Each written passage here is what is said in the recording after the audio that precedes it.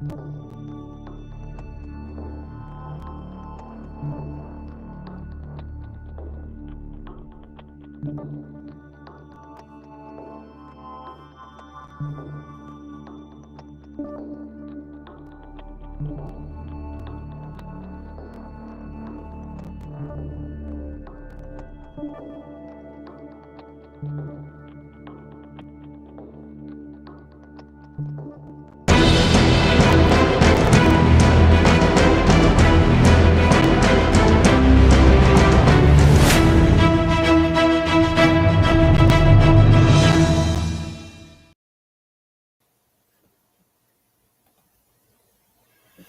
everyone, we're here. We're doing a live stream and a kickoff, a launch party, as it were, for my friend Curtis here, and yeah, for his Swords and Sorcery, the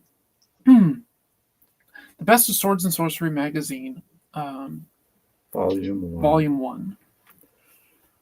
Let's see. I have down in the doobly-doo stuff below, there is a link to everything, and I'm going to get a link to it again. Actually, can you message me the link in Discord? And I'll just copy and paste it from there. Yeah. And we're going to be launching that in a couple of minutes, going live. But first, if everybody would just introduce themselves. Let's see. I'm Allison. I am the art director on it, general mangaka and comic artist and all that other crazy stuff. I stream, do weird things. And I did the cover art, which this is the piece right here. That's great. Thank you. And I also am doing the art for this gentleman here, Jeremy Harper, his Dorian Valentine story. I did the Dorian Valentine piece for it, which he has upstairs, actually. And I'm going to be doing another one for Rick Silva, but I need to read his story first. All right. That was a good idea. Yeah, this is a minor thing. Just got to give it a read. But while we're here, I want to bring on the man who's probably the most famous for this. That would be Curtis. Introduce yourself. Hi, I'm Curtis Ellett. I am the editor and publisher of Swords and Sorcery Magazine, which I've been doing for the last 13 years. I publish these days 4 fantasy stories every month. Sword and sorcery commonly, but fantasy always. And I have finally, after many years of considering doing it, got around to bringing out, or at least raising money for, a best of collection, which is going to cover the first 5 years, which is why it's volume 1, because there's 8 more years to go, with a lot more stories to pick from.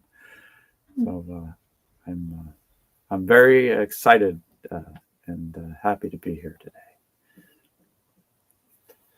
All right, and that is the link for everything right there, which should be showing up in the chats and all that stuff.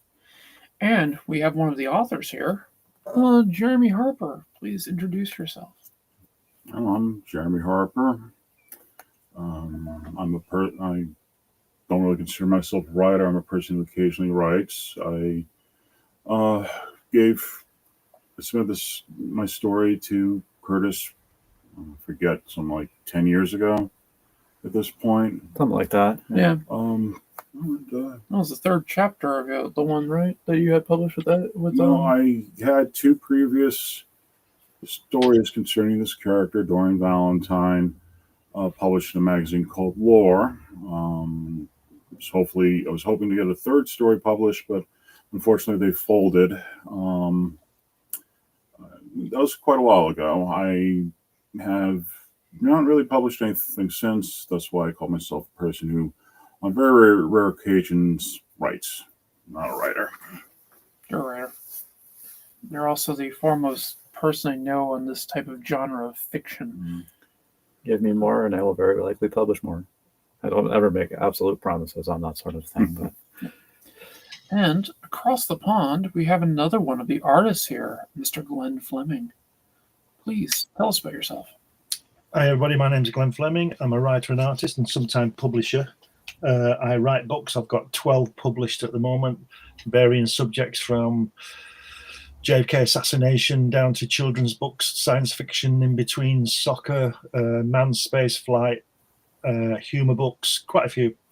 The main one, this kind of thing, is my books about Jack Kirby. I went to see him in his house a couple of times back in the late 80s and early 90s.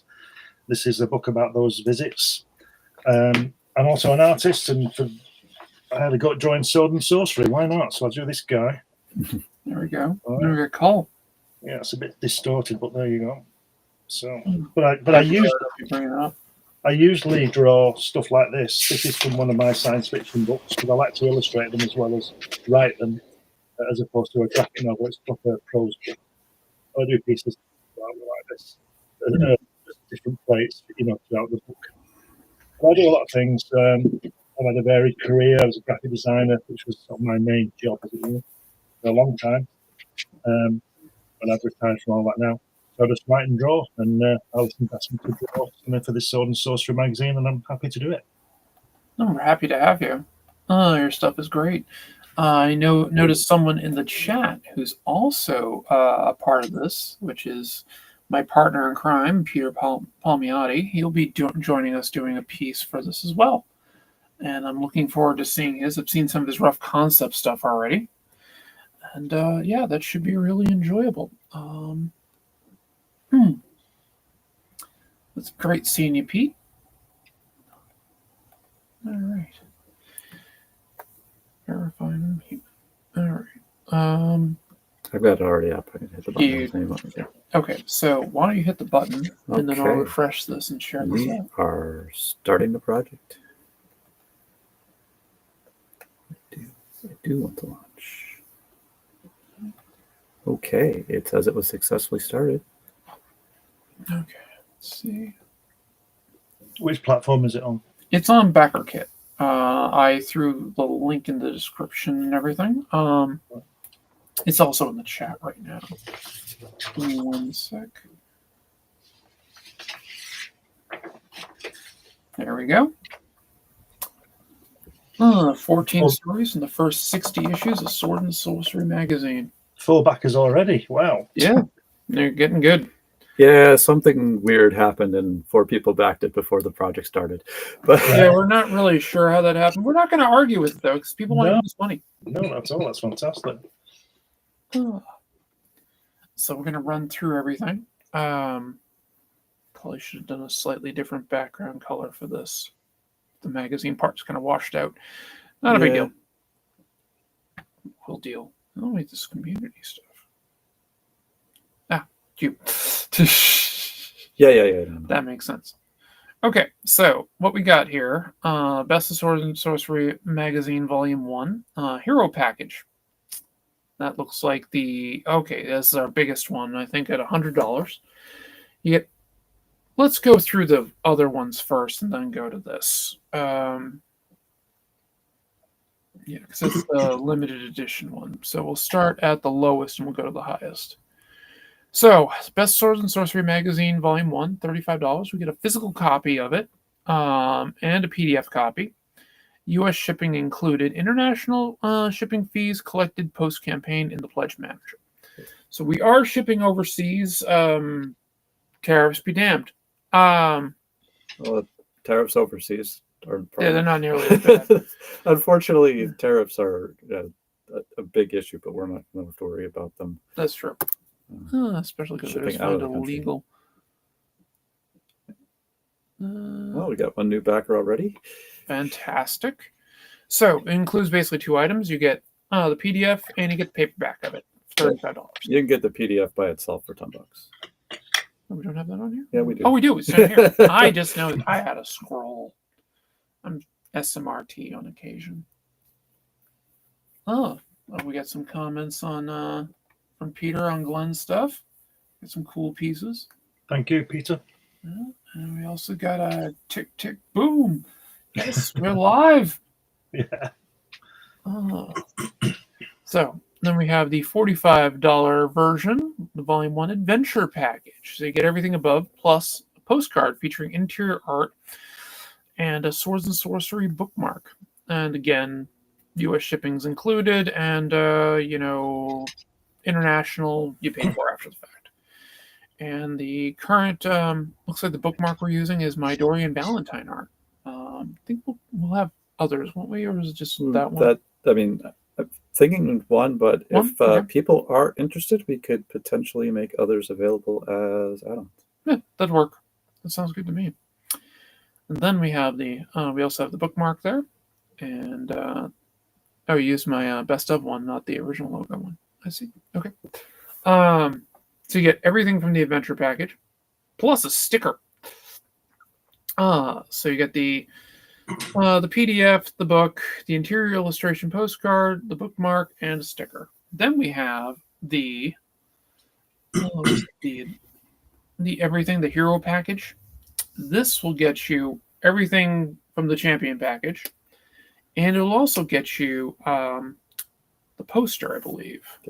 Yeah, get more items.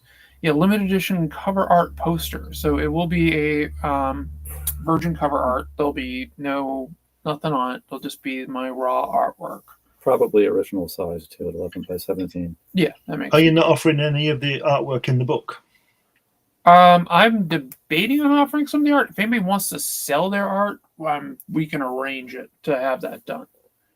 If anyone who wants to sell the art, I was thinking about putting some of mine up as add-ons. Yeah, the thing is that the killer for me would be the postage, wouldn't it? Well, unless it sells overseas. But yeah. Yeah, our printers in the U.S., so for U.S. customers, our shipping is fast and easy. But shipping overseas is expensive, unfortunately. Yeah. At least we don't have to worry about tariffs bringing stuff in. No. Is that what the issue is? Well, not entirely, but I mean, shipping was expensive before all this mess. Yeah. And it just got worse. But luckily, those have all been declared illegal. So I was going to send a book to somebody in the States recently, and it was £35, so I didn't bother. Oh dear God! Yeah, they didn't. I tell them, I just qualify that they didn't know they were going to get it, so they never will now. Even better. Unless I post it when I come over. So there you go. Or maybe deliver it by hand. Okay. But I thought £35 now. Yeah, no, I kind of agree with you on that. All right, so basically, what is it here? So we have a brief letter from the editor that he's doing this over 13 years and everything. SSM, not S&M. That's a different collection that we're doing later. Yeah. So we got the different pledge levels listed here. Then we have these stretch goals. So at $4,500, the project's funded. The best of will be published. At $5,800, we double the author pay. Yeah. So don't sound so excited. And at the 7,200 stretch goal, 50% bonus pay to the wonderful interior artists, which we're aiming for that one because Glenn and I want more money. We want some money, never mind more money. Oh, we'll definitely be getting money. We never get any money. Yeah, that's true. Well, we're always last on the list to be paid. Generally speaking, I know we suck. You're not last on the list to be paid for me. That's okay, good. Well, I mean, he has to listen to me. I already paid Allison part of it, but I owe her. Oh, right, okay. I had an advance. So we have a base cost of what we think shipping will be. So to Canada and the United Kingdom, it's adding $15. To countries in the European Union, $25. The rest of the world, $30. So if you're living in Japan, it's $30. That's not that bad. In addition, whatever. The actual shipping costs are higher, but we're not charging the whole cost to you. Only the difference between the international and U.S. shipping that's included. Yep.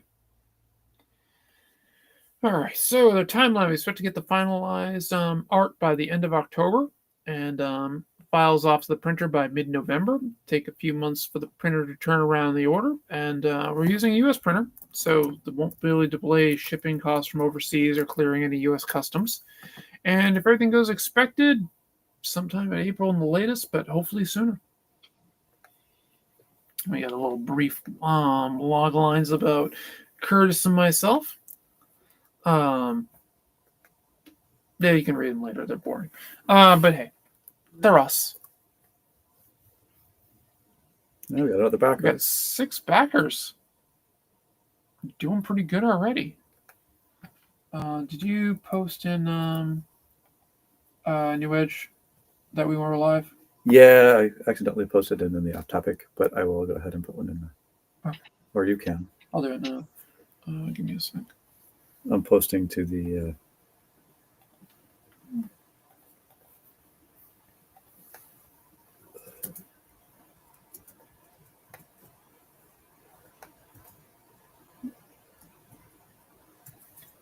Bear with me here, guys. Okay. And Where do you get the magazine from? Well, it's an online magazine. It's Swords and Sorcery Magazine.com. It is free. Comes out every month. Just posted. It comes out at the end of the month, so I just posted the August one yesterday. It's free. It is free. yep. Can't beat free, can you?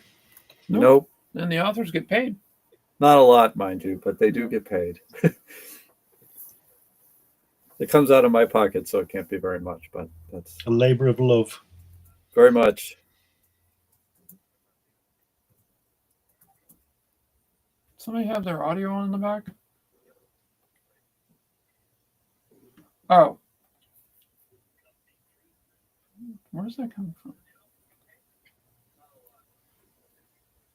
Yeah, we got a. Sounds like we got double audio someplace. I don't think I'm picking up anything on the computer. No, it's not from you. I'm just checking to make sure I don't have it running in the background someplace. But yeah, I don't have it running anyplace. It's not me.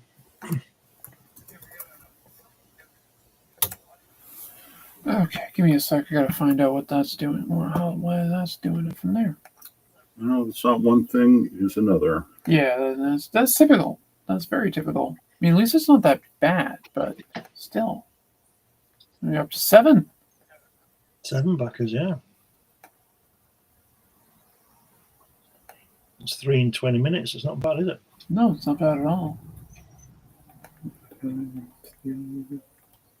How many pages will it be? It's a little hard to note pages exactly because I haven't laid it out. There are 14 stories. They're all between 1,500 and about 8,000 words. So I think it was around 80,000 words with all the acknowledgments and all. As a writer, for me anyway, I tend to think in words more than pages. Yeah.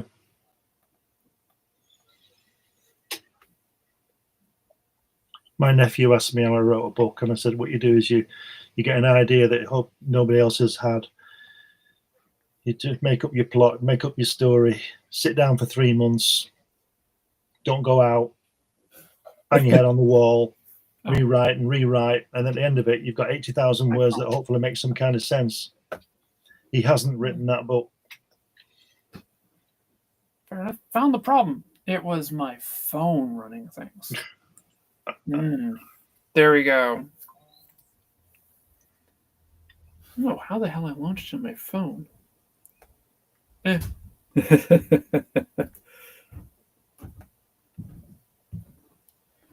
Oh, and your wife tagged us? That's good. Yep. All right, so I got 7 backers now. Anything else you guys would like to talk about with this? Well, I'm open to questions. I mean, I can give you the whole history of Swords and Sorcery Magazine if you want it, but yeah, do it. Yeah, do it. That's interesting. So back in, I guess it was 2011, I was submitting some short stories to markets, and I was having trouble finding markets that were good for the stuff I was writing, and I figured other people would be in the same boat. And also, not only were their markets not publishing the stuff I wanted to write, they weren't really publishing the stuff I wanted to read in terms of fantasy, short fiction. I like a bit more adventure fantasy, sword and sorcery, as you might guess from the name of the publication. The title, yeah. Who would have thought? So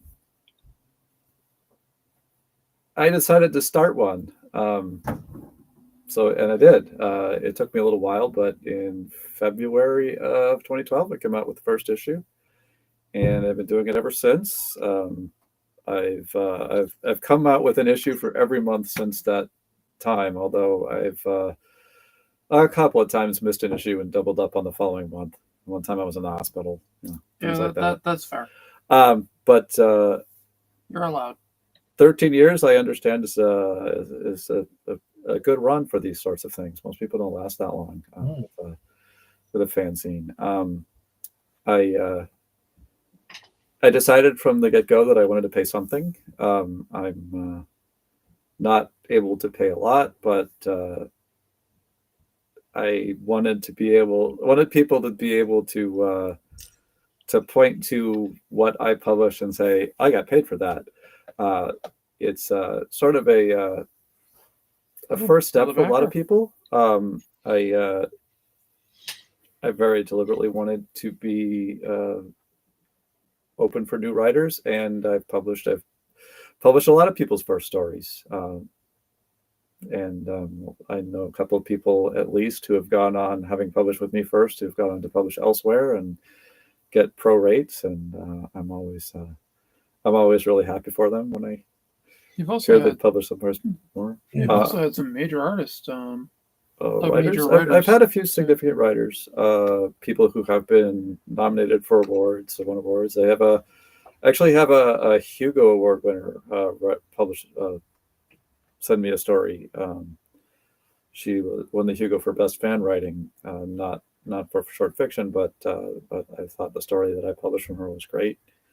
And I've also published a few other people who have won other awards or been nominated for major awards. I have to say I haven't done a lot of art on a month-to-month basis. I just have them asked at in. But for this project, I thought it was important that it have art. Not the least because these stories are all available in the archives if you want to look them up. And I wanted to make sure that people got something new, not only a new format, but also illustration, so that something was added to the story beyond just being published again. Yeah, I'm up to 10. I'm still going strong with Swords and Sorcery Magazine. I do it every month. These days I publish 4 stories, and most months I also publish a nonfiction piece, either a review or an essay. I've had some people in the Swords and Sorcery community that I very much respect. So how many writers have you got on board then? And are they regular? Do people contribute regularly, or do they? I have a mix of fairly regular writers that I see often, and also I still get new people who've never published a story before, and that's a thrill. I love it when I get something really great from somebody who's, never once published a story. That's just that's a thrill. So we have some of the artists that are listed here. I have up. We have Glenn Fleming. I don't know who that guy is. David House. I've heard he's rubbish. Yeah, so have I. I don't know why. Why do we get him? Russ Hey, Leach. That's on you. Man. That's true. Me. The only artist I recruited was you. That's true. And again, Peter Palmiotti. So that is fantastic. That's who we got on board. There's also Mike DeFonte will be another artist in there, and let's just say he's a little prolific. 10 backers now. Yep, we're up to 10. Yeah, we got that. People want to join the backer train. So we got going here. So far, no one's gone for the poster. Not a big deal. Let's see. We got 3 for the adventure package, 5 for the base package, and 2 for just the PDF. That's good. Still Still 10 backers. Oh, and backer 11 just slipped in. There you go. 35, I think, because it was 330, I think, before. So that's the book itself. Fantastic. We're moving along with 30 days left to go. Plenty of time to get up to the 7,000 something so I can get more money. Is it I must admit I've not even heard of backer kit before, but is it all or nothing, or do you make a decision on the backing thing? If you don't reach 4,500. Oh no! If I don't reach 4,000, it doesn't get processed. Right. Get the 12th back. 4,500. Yeah. I'm not worried about that. I mean, the pledges on backer kit won't get charged if we don't hit the goal. But this will get published eventually. It'll just take me longer to figure out how to fund it. Mm-hmm. I think we're going to get published, though. Yeah, 12 already. Yeah, we're up to 12 already. That's pretty good. 12 in half an hour. That's not bad, is it? That's pretty good. No, 8 is it? You had 4, didn't you? 8 in half an hour. That's Considering it's a great. small project, which Yeah, well, 12 in the first Half hour. half hour is not bad. Hopefully, it'll keep rolling. I've never done a Kickstarter or backer kit or whatever myself, but I do know in participating in them, most of the backing comes from the first few days and the last few days. Yeah, there's a hump So- time, too, when you can get a little bit, but it's Yeah. not as crazy, typically. Hopefully we'll Curtis and Allie will get a fair amount for these first 48, 72 hours, and we'll go from there. Yeah. Well, Plus, I mean, Jeremy wants more money, too. We're closing in on 10%. Yeah. Never mind. Money is money. Yep. Yep. And one of the things that was going to be happening with this, if I can get Peter back involved with me at some point, we were talking about doing a comic that's going to be part of the Patreon for Sword and Sorcery Magazine called Broken Shackles. And the character for that is actually who's on the cover. right. It's Krasnia Volk. She's my version of Red Sonja, basically. So Yes. Red Sonja meets yeah. Red Sonja meets Lara Croft. What was that? Red Sonja meets Lara Croft. No, maybe No. I don't know. Pint-sized murder machine is probably the best way to describe her. Pint-sized murder machine. She's like, That's brilliant. yeah, she's like 4'10" and wields like a large sword. So Wow. pint-sized murder machine. She is effectively an Amazonian.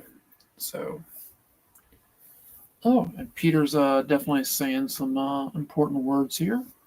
It might help if I was actually on the right screen. There we go. Completely agree with Peter there. And we have Kevin, who's number 8. Well done, Kev. We're happy about that.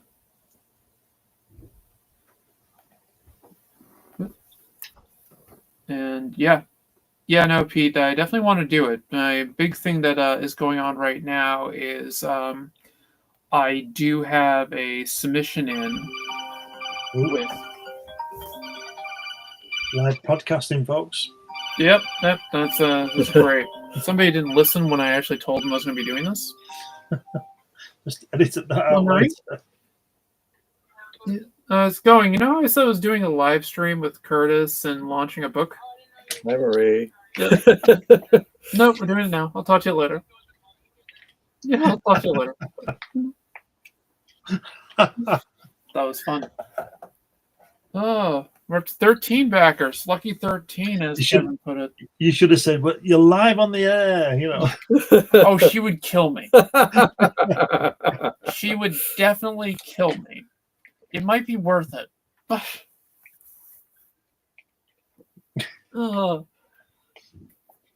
she's not watching. She's driving, so. But Better yeah. not be watching. What? She better not be watching. If she was watching while driving, I'd be a little worried. Oh God. But yeah, no, I definitely want to get that going. But yeah, my big thing is right now is I have a submission in with I don't want to say the company, but let's just say they're big, and with my manga. So that's actually. When will you know the answer to that one, Alison? Hopefully within the next couple of weeks. Wow. It's got to go up the chain of annoyance. Yeah. So it's past all the editors, which is good. It just has to now get overall approval. Where is it? Give me a sec here. Oh, that's not me. That.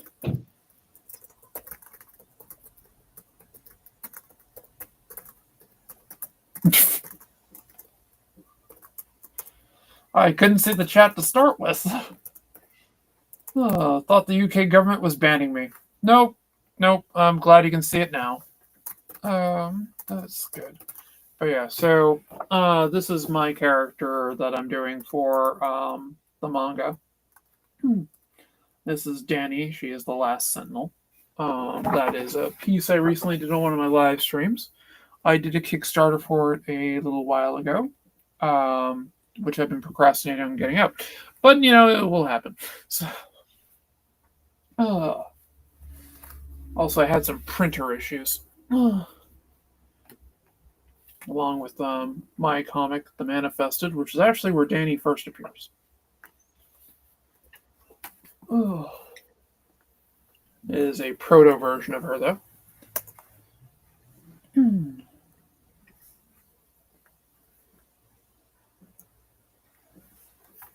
What happens if you don't keep this train going? I have no idea. Well, like, it's not going to keep going forever. The only time when it really matters to keep the train going is in overtime, because then if you run out, it's done. But yeah, that's true. Right. Yeah, basically during the countdown, it'll keep going when it's closing, so you can keep backing it even if it's past the time. But right now, I mean, it's just nice to say, "Hey, I'm on the train." 14. Yep. Nerf. Was it 14? I suppose it's better. No, I'm wrong. Better being on the train than on the wagon.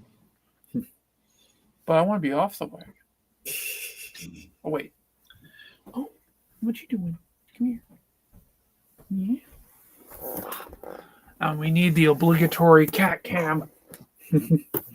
Sorry, if you're on one of Alley Cat Comics' streams, there's always time for cats. Yeah. This is Kaiju. He's my little guy. Also known as the Gray Mouser. Get Yep. that Sword and Sorcery time. Yes, that is actually his full name is the Gray Mouser Kaiju Vader. Yeah. Because Allie's a nerd. yes, As if you didn't already know that, Allie is a nerd. the day I got him was the day that James Earl Jones passed away. So hence why he is also known as a Vader. But and there then I got Peter with the because Peter is definitely a cat guy. He's got a I think he's just got his cat Rocket now, which I have my Rocket, who's currently sleeping in the bed. No, he's right there. Oh yeah, hi Rocket. Yeah, Kaiju is just over a year old. He's gotten so big. Yes, he has gotten big. He's still tiny, but he's big. He's tiny compared to whatchamacallit. Rocket.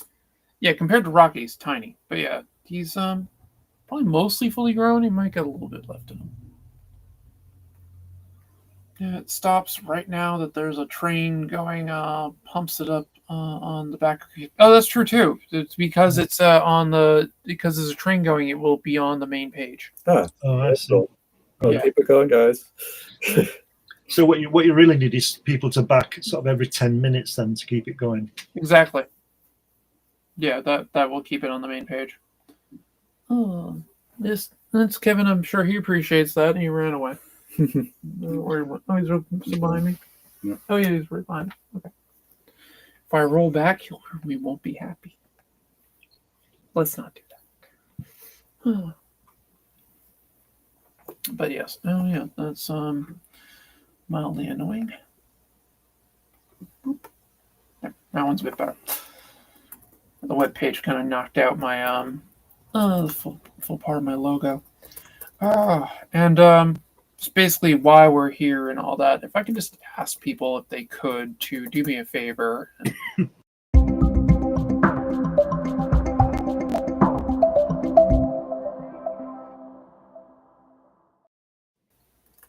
I'd appreciate it. My obligatory, you got to do that.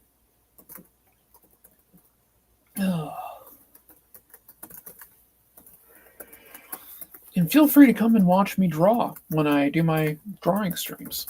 I actually was going to be doing an unboxing stream yesterday, but because I was streaming when I was getting ready for a package to arrive, and I was mildly annoyed that it was supposed to be there between 10 and 2.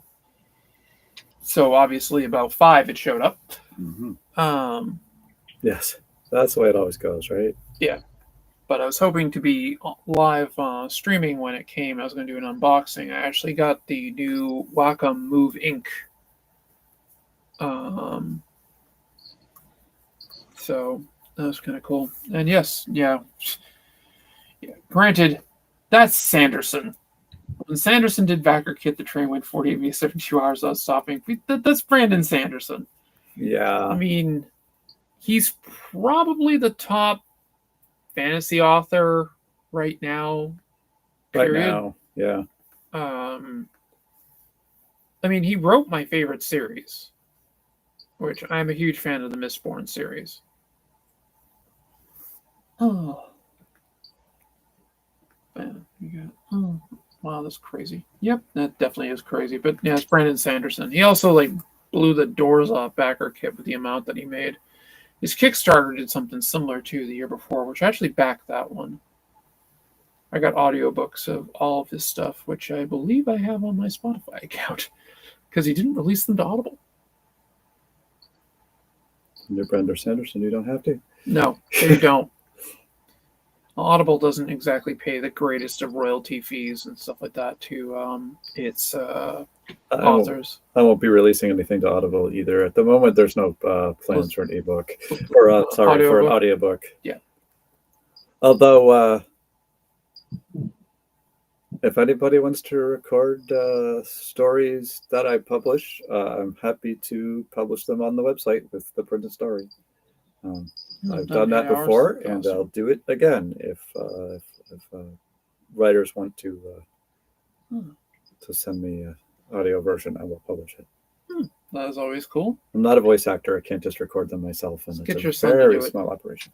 Just get your son to do it. Yeah, but then I have to pay him. I mean, I pay writers for doing it too, but I'd probably have to pay more. I don't know. Yeah, this is this thing, food and shelter. Well, yeah, I suppose, but I don't think they go for that though. They might. You did give them a car. I did. I mean, it's It's a beater, but Oh, God, it's a beater. it runs. It gets them to work. Oh, Jeremy, tell us a little bit about you and your favorite authors and stuff like that. We're up to 15 backers. Oh, wow. And That over jumped. 10% of our goal. Yeah, Backer. yeah, it's just suddenly Jump. get there. I gotta run to the bathroom real quick, guys, if people can move, and I need to go pee. So, excuse me. All right. All right. So, Live podcasting, folks. the joys of having MS. Anyhow. Yeah. Let me talk about Swords and Sorcery. Let's see what I can do. Probably my favorite fantasy author is, well, big surprise, Robert E. Howard, the father of Sword and Sorcery, and probably, if not in popularity right now, in influence, he is probably neck and neck with J.R.R. Tolkien. That may sort of annoy certain scholars and writers and fans, but it is the truth. Until I believe Walheim pirated Lord of the Rings back in the 50s or 60s, Howard's stories were what people were emulating for better or for worse, oftentimes worse, for the paperback market. Very frequently. Howard created Conan, the Barbarian or the Cimmerian, also created several other fairly notable fantasy characters. King Kull, Bran Matmorn, Solomon Kane. He was also a writer of westerns, of humorous boxing stories, which is actually where he made most of his money for the majority of his life. Very interesting man. It's a shame that his demons devoured him so young. He was like 36. No, he's not even 36. 9, He's 36, 30. 30. Oh, yeah, I think it was just 30. Funny to say it, since I grew up reading him, but he was basically a kid in a lot of ways when he died. I think it was his mum dying that pushed him over the edge, wasn't it? Yeah. He was close to his mom. A lot of psychological woo has been spread about him. Some of it very, very cruel. But he was eccentric, just like his two friends and correspondents, Clark Ashton Smith and definitely H.P. Lovecraft, are also eccentric or unique, however you want to say it. H.P. Lovecraft was definitely unique. Honestly, Howard was very seriously suffering from depression. Yeah, had been for a long time. Yes, he was not the only pulp writer to pass that way. Yes. No. Well, Ernest Hemingway committed suicide, didn't he? Yeah, but he was not a pulp writer. No, I know. I was just using it as an example.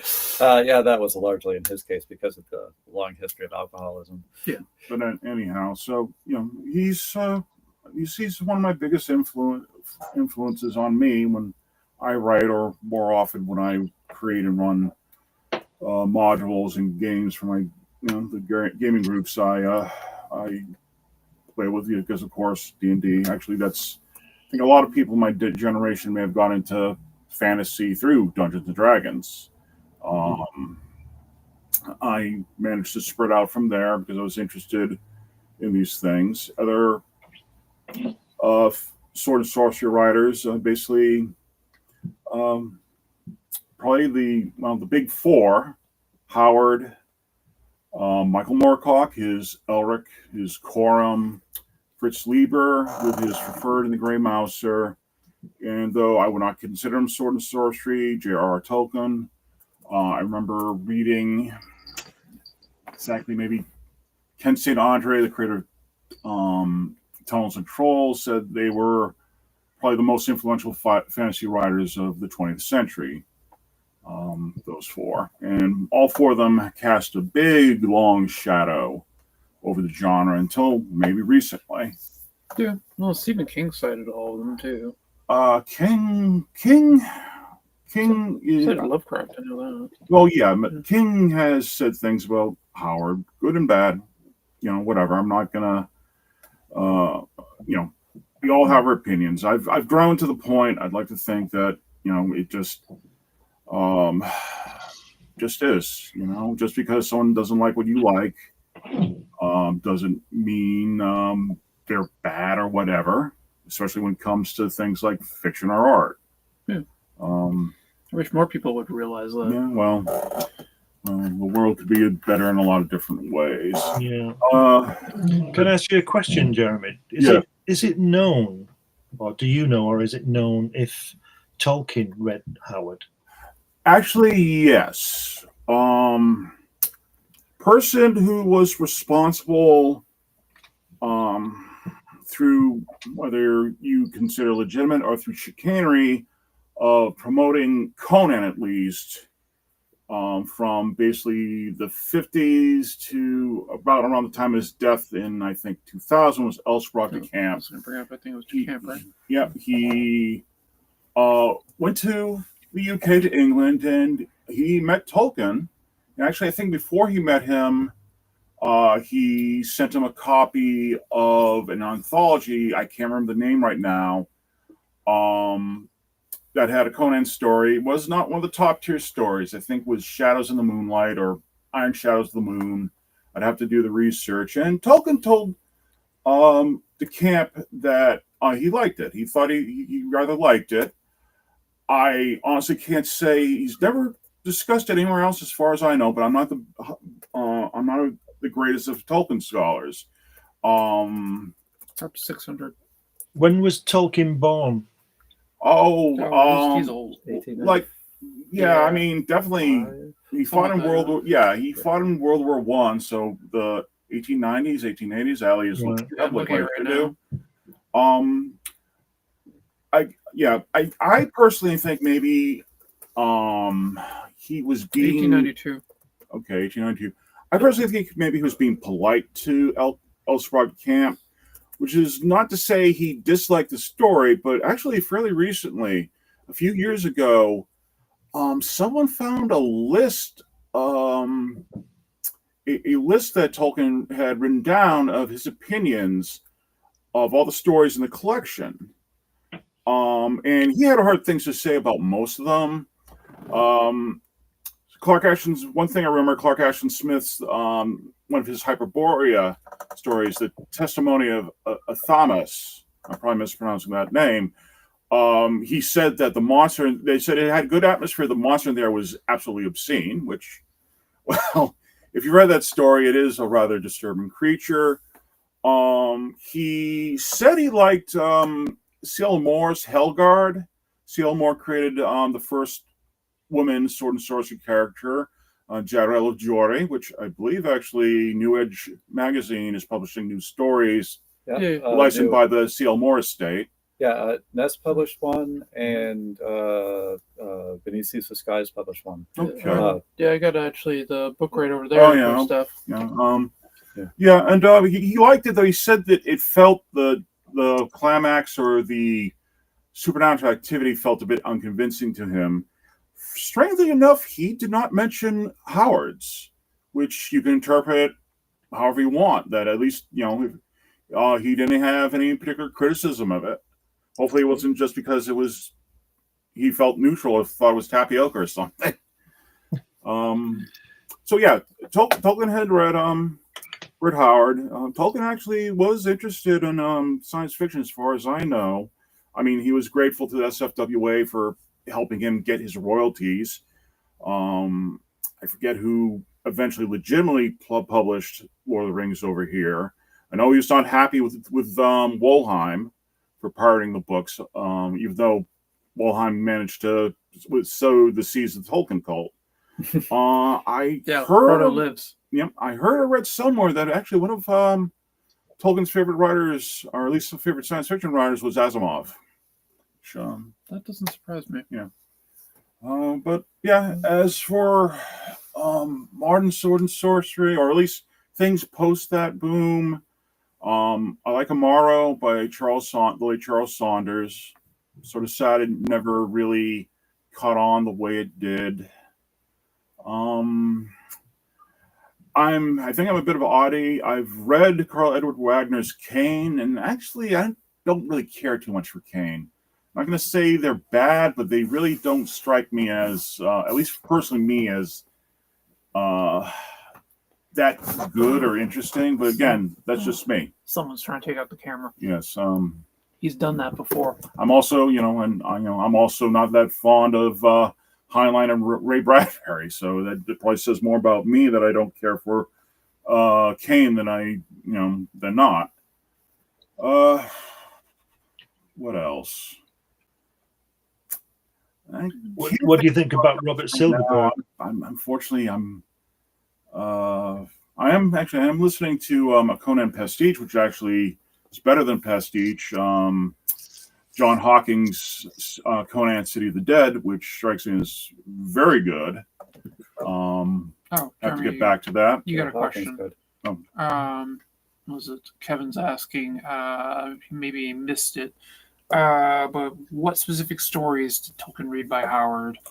As I said, I believe it was, depending on the printing, Shadows in the Moonlight or Iron Shadows of the Moon. Same story, just Different names. Farnsworth Wright retitled it when he published in Weird Tales. As I said, it's not one of the top tier stories. It's actually one of the sort of generic stereotype stories that he wrote, because easier than coming up with a brand new plot, and he needed the money. But it's still Howard, and he's still one of the great adventure writers of all time.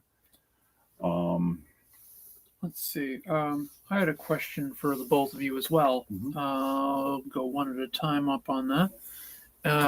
So, Curtis, if someone was going to get into Swords and Sorcery, what would you suggest that they read? Oof. Right now, I would suggest that they check out New Age Swords and Sorcery issue 0 because it's free. And I could put in a plug for Swords and Sorcery Magazine. Same reason. But if you're looking at longer works, the Hanover Chronicles by Howard Andrew Jones. Howard Andrew Jones, yeah. The late Howard Andrew Jones. Unfortunately, we lost him earlier this year. But I am actually working my way through that right now, and I am extremely impressed by the quality of the writing. It is just amazing, and it's more modern. It's got a fresher take on things. It's been written in the last few years, so it represents the sort of current revival of Sword and Sorcery that's going on now. For older stuff, Fafhrd and the Grey Mouser stories from Fritz Leiber are amazing. And the Dying Earth tales from Jack Vance are weird and amazing, and you also can't beat Michael Moorcock. That's true. All very different than the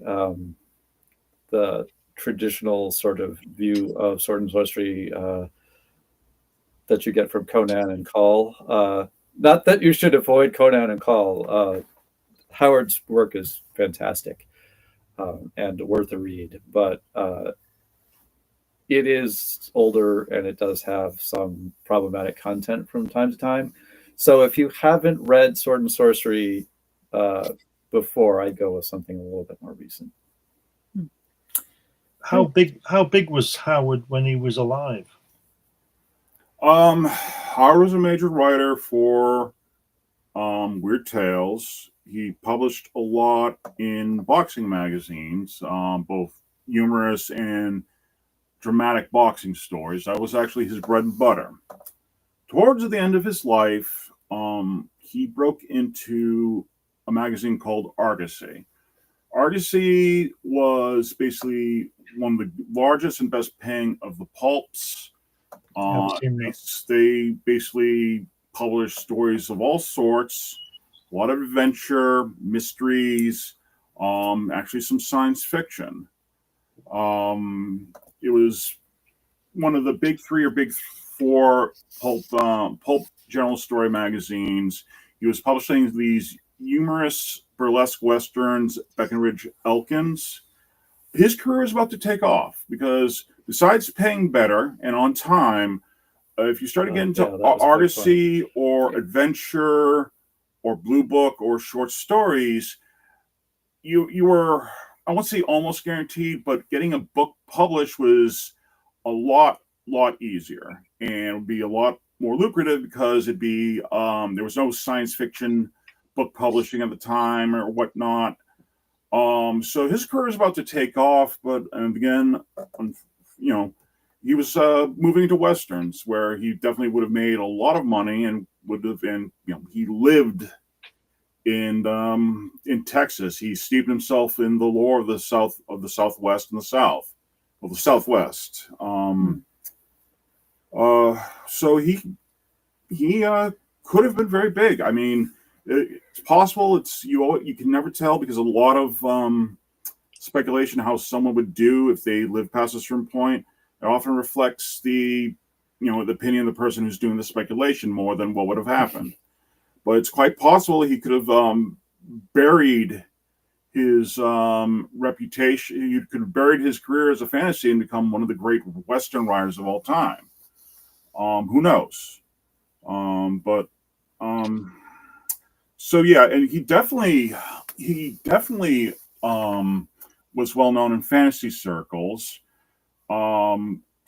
People were asking about his stories. He was remembered. I mean, the camp had nothing to do with the first collection of Conan stories. That was all Harry Greenberg. Greenberg, who founded Gnome Press, and he was the first person to actually republish Conan. Unfortunately, he's not the best of, well, I don't know about his actual editing ability, but he was not the most straightforward of people. Probably, he would not pay royalties that was owed to his authors. Most famously, he was the first person to publish Foundation and I, Robot by Asimov, and he never gave Asimov the royalties he was owed. Yeah, so Greenberg is not thought of, but he was the first person to hit Howard, and there's been speculation again. It may reflect the opinion of the people. I'll admit some dislike of the camp also plays into it.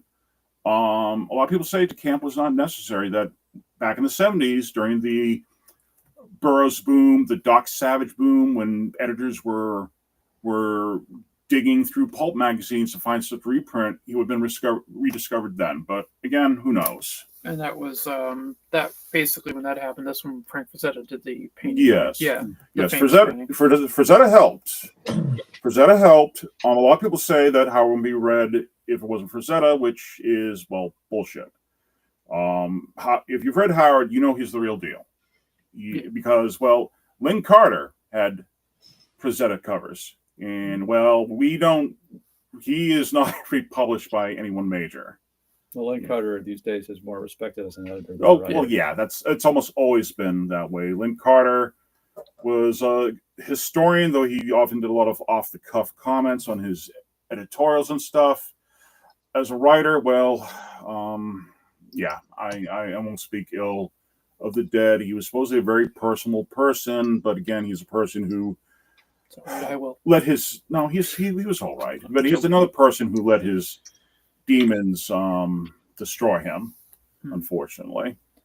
Yeah, well, we writers have issues with demons. No, don't even get into the artist issues and the writer artist issues. Is my demons I can draw. So Jeremy, yes. Same question I had to Curtis. Somebody wanted to get into Swords and Sorcery. Where would you point them? Well, no, I can't really dispute what Curtis said. I mean, my preference, but as he points out, again, it may be problematic, and I have to confess, the stories are veering to being almost a century old, or they will be next year, next decade. Yeah, I personally would say Robert Howard, but again, there are problematic elements, with race and whatnot. I mean, he was a man of his times. I know that's not much of an excuse, but He does have. Well, compared to Lovecraft, he was fine. Well, yeah, but when people say that, I say, well, it's like asking two guys, which one of you beats your wife less? You know, that's kind um, of I mean, it was definitely Howard. anyhow.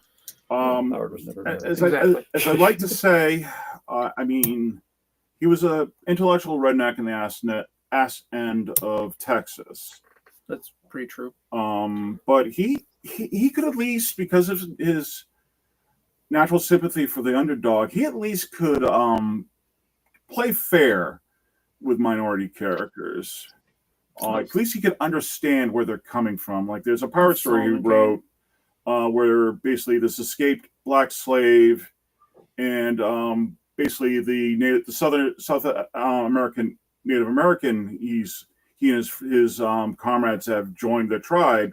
They're discussing something, and the Native American says that that place is haunted by the devil, and the slave says, I've lived long enough to know the only devils in the world are white men. So Howard at least could admit that whites aren't perfect. Whites have basically screwed over, hurt, oppressed other ethnicities. We're good at conquering. Well, yeah. Again, I'm not saying it completely waves away or excuses his racism, but compared to a lot of other pulp writers, he could be at least fair, at least walk in their shoes, at least for a little bit. So I have a follow-up question. All right.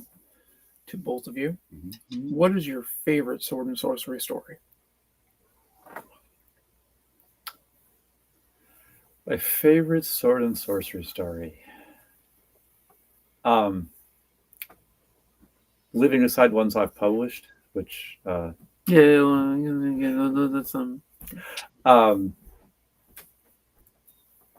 I have to go to Howard for my favorite sword and sorcery story, though. Actually, Tower of the Elephant. Tower of the Elephant is amazing. It is probably the story that sort of got me on the road to getting into sword and sorcery. It doesn't surprise me that it's considered one of the quintessential stories. So it has all the adventure elements. It has the random violence, but it also it's a really tight plot. Shows Conan as a character with some depth. Yeah, he's capable of seeing the weird and showing compassion. So it's not. It creates some of the stereotypes at the same time as it belies them. Yes, because Howard actually spends not Howard. Conan spends most of the story in a loincloth. Yes, well, that's true. Yeah. So he was basically in a sort of a warm environment, if not exactly a desert environment. Yeah, it was supposed to be kind of Africa. Yeah, well, No, or it's Middle a place Eastern, in- more likely. The Zamoria. India. Zamoria. Zamoria. Yeah, no, Southeastern it's more Europe, east. but- Yeah. Okay. Yeah. No, I thought it was. It's been a long time since I've read the story. Fair. So Jeremy, same question. Well, let's there's a lot of. I have to think a bit, but right now, off the cuff, it's not actually a Conan story. It is Howard. Worms of the Earth. I knew it. So there are some people who say, and I can't disagree, it veers a lot more towards straight horror than sword and sorcery. But well, there is magic, there's weirdness.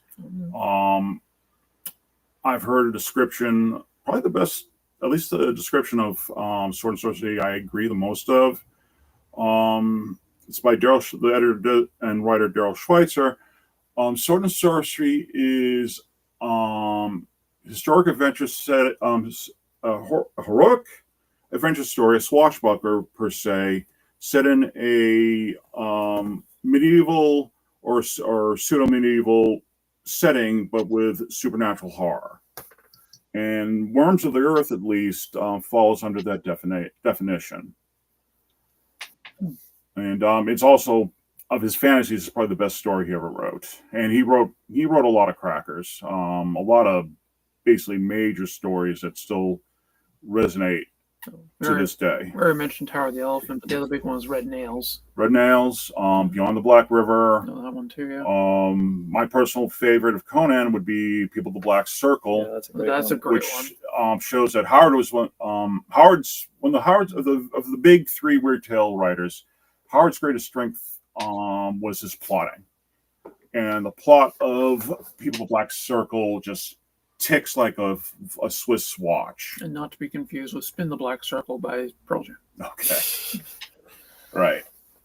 So actually, going back to what you would what I'd recommend as a good entry, I actually agree with Kurt about Fritz Sleever for Farthing Gray Mouser, in particular the collection Swords Against Death. That's the second collection, I believe? Yeah, that is the second collection, and I'm of the opinion... It is a superior one. I'm of the opinion it is perhaps the greatest single-author collection of sword and sorcery ever published, because all the stories in there are just incredible. Yeah, they all win. Yeah, they're all stories that I think any writer would say, I wish I'd written this, or I wish I'd written a story of that quality at least once in my career. And basically, the entire book is, again, basically stories that'd be the zenith of the average short story writer's or average fantasy writer's career. Oh, we have a comment from Neil. Oh, Tower of the Elephant is foundational for Conan and possibly for D&D. I would agree with that. yeah. Yeah. Go ahead. A recommendation to some of Neil Wilcox's stories, actually, that I've published. Yeah, read the Eliza Skies tales. I love them. Whether they're stereotypical sword and sorcery or not is a question that you'll have to answer for yourself, but they're fantastic stories. You might have to check those out too. But anyway, well, we've been going about an hour, a little bit over, about an hour and 10 minutes. And we are currently up to 16 backers at $600. Obviously, we have 30 days left, and our goal is $4,500. So let's see if we can make it. We'll probably definitely be doing one of these to close out the stream. Close out the campaign. I can speak, really. Go from there. But I think this might be a good time to call it, like right here with an hour in. Give me a sec here, guys. So if you have any more questions over there, I don't see any. Knock that out and go back to this us. Glenn, any last thoughts? Fascinating. It's just nice to listen to people who enjoy such things, because as I said before, I'm not really a sword and sorcery fan. I know all the names you're talking about, but I don't think I've read any of their work. Maybe I think I might have read Lovecraft a while back, many moons ago at college. But yeah, it's just great. I just like this isn't nice, but I hope you understand what I mean. It's great when you read that Lovecraft was affected by Howard's death, because he obviously knew him. Not a nice thing, but do you understand what I mean? The community that must have been on at that point. Yeah. As I said to you earlier, Jeremy, how famous was Howard in his time? Well, if somebody like Lovecraft's heard of him, he must have been doing pretty well, maybe not financially, because that's the creative person's way. I know all about that. People never give you the money they say they will or whatever. And but yeah, it's just fascinating to listen to it, and thanks for having me on. No problem. And Glenn is definitely one of our artists. He's got some amazing pieces. And if you could plug yourself one more time for us, Glenn, on the way out, show us some of that wonderful art. This is, which one do you want to say? I like science fiction. So I've published a few science fiction stories. And I also like, because I'm an artist, I like to illustrate them as well. So this is one of the illustrations from a book called Iapetus Rising that I published about, I don't know, getting on for 10 years ago now, but that's one of the illustrations from it.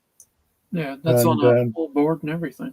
Yeah, it's on. Yes, I do art in traditional way. I do all the inking, penciling, lettering. 17th.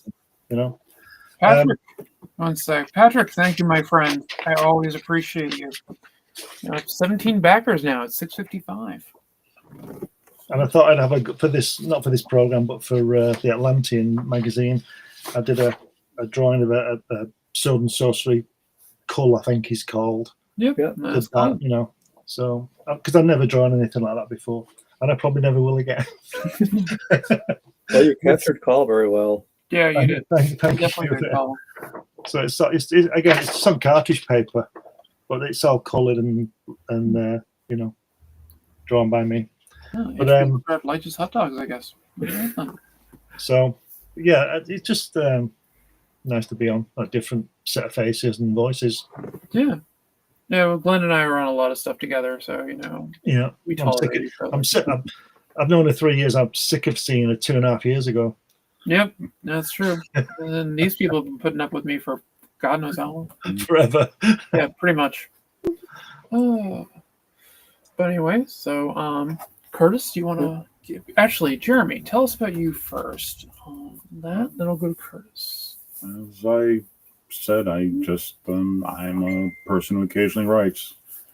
I enjoy pulp fantasy, pulps in general.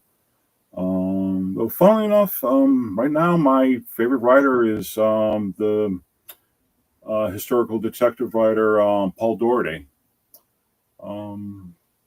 Maybe I'll write again. I don't know. As I said, I just occasionally write. That definitely works. And Curtis? All right. I am Curtis Ellett, and I am the editor and publisher of Swords and Sorcery Magazine, and the person responsible for creating the Best of Swords and Sorcery Magazine, as I wanted to showcase some of the writers from the early years of the magazine and bring them back to the fore, also put something cool and physical into people's hands. And those of you who've pledged, thank you a lot. I really appreciate that you're on board on the first day, and this book is going to happen. Oh yeah, we'll make it so. Yeah. And I've been your host, Allison. I'm also known as the Alley Cat. I am a comic writer and artist. I did the cover, which this is a shot of it right here. That is up right now. And let's see. I've also did the Dorian Valentine artwork that's in there, which is by Jeremy Harper, his story. And I will be doing Rick Silva's piece at least. I might do another one. Depends on where I'll need to fill in on stuff. We do have one person who seems to try to do, I think he's trying to do every story in the entire thing. We've cut him off. He literally is like, I'm going to do this one next. I want to do this one next. I want to do this. Or, okay, we get it, Mike. You like to draw. But yeah, we'll be taking a few from him at least, though. But yeah, so we just don't want to be overwhelmed by just one artistic style. So, and we have Peter Palmiotti in the audience right now who will also be doing a piece in it. Peter is a full-time inker for Marvel for quite a while, and DC, quite known for his Aquaman run. And I think he's worked on pretty much just about every X book during the 1990s as credited or uncredited. But yeah, so he's my partner in crime and utterly amazing. And hopefully one day we will get Krasnia Volk going, Broken Shackles, which is she's featured on the cover of the book. Because I had to sneak her in someplace. The pint-sized murder machine. Oh, got a good drink there too. Yeah, have some nice. I'll see you in a minute. Yeah. All right.